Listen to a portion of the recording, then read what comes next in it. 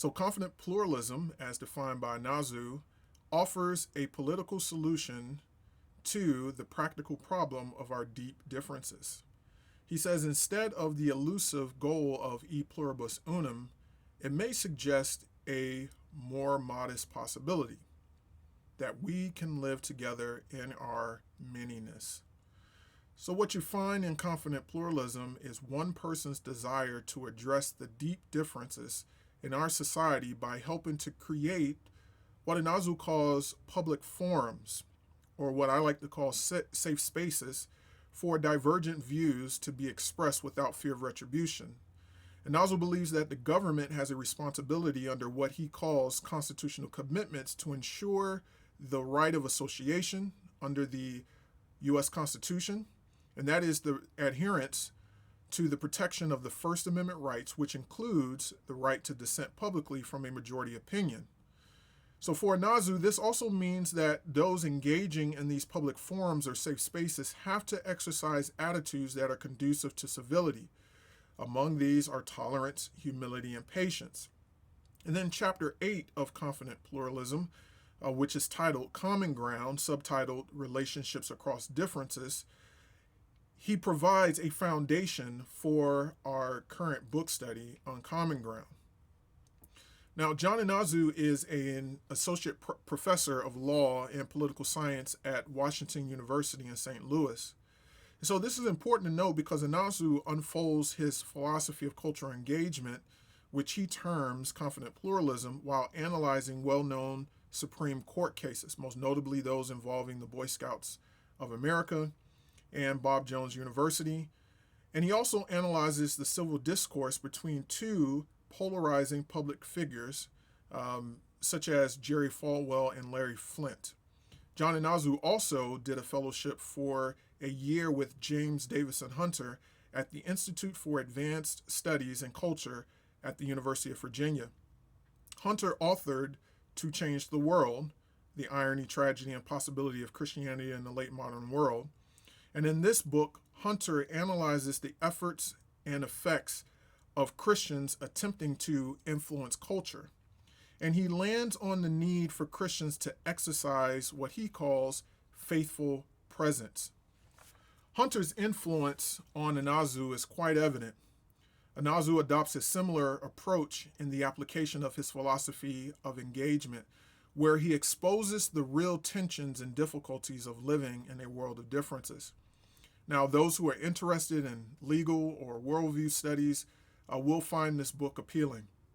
Now, the first half of the book may be a bit legal for some, but once you make it through part one, the application unfolds a bit more as it gets into the responsibility of the individual in what he calls civil practices. The book is well organized. Each chapter effectively builds upon the previous.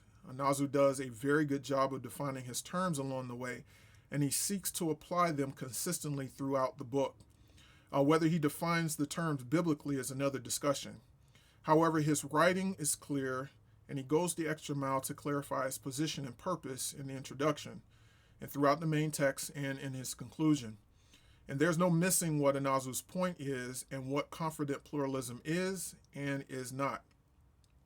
Inazu states in the concluding chapter that confident pluralism argues that we can and must learn to live with each other in spite of our deep differences. It requires a tolerance for dissent, a skepticism of government orthodoxy, and a willingness to endure strange and even offensive ways of life. Confident pluralism asks that those charged with enforcing our laws do better in preserving and strengthening our constitutional commitments to voluntary groups, public forums, and certain kinds of generally available funding. It also challenges each of us to live out the aspirations of tolerance, humility, and patience in our civic practices. Confident pluralism does not give us the American dream, but it might help us avoid the American nightmare. How might we go about pursuing this possibility? End quote. So this book is about the application of John Inazu's philosophy of cultural engagement, which involves two general principles. Number one, adherence to constitutional commitments, and then number two, adherence to what he calls civic practices. Constitutional commitments involve the preservation of individual rights, the preservation of the ability to associate or to form groups together, and the ability to dissent. It also requires that the government protect the space for public discussion, which would be found in public forums, and then also to provide the funding for these public forums. And then civic practices is the second adherence, and these involve all things related to the citizens. So again, these are the responsibilities of the citizens, and these civic practice involve three things: tolerance, humility, and patience. He defines tolerance as a willingness to accept genuine difference, including profound moral engagement. He defines humility as a reminder of the limits of translation and the difficulty of proving our deeply held values to one another. And then lastly, he defines patience as involving restraint, persistence, and endurance. And this does not always mean passivity. Anazu states that if enough of us embrace them, that is, tolerance, humility, and patience, we may be able to sustain confident pluralism even as we disagree about the underlying justifications, end quote.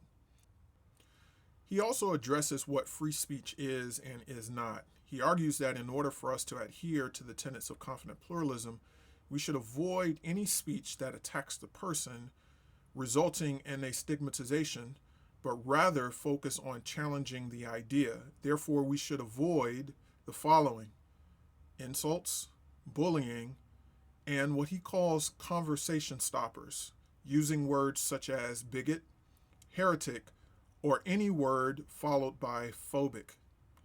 He also addresses the conditions for and necessity of collective action as a civic responsibility when a majority group violates these constitutional commitments. Quote, boycotts, strikes, and protests against private actors are, in most cases, compatible with confident pluralism.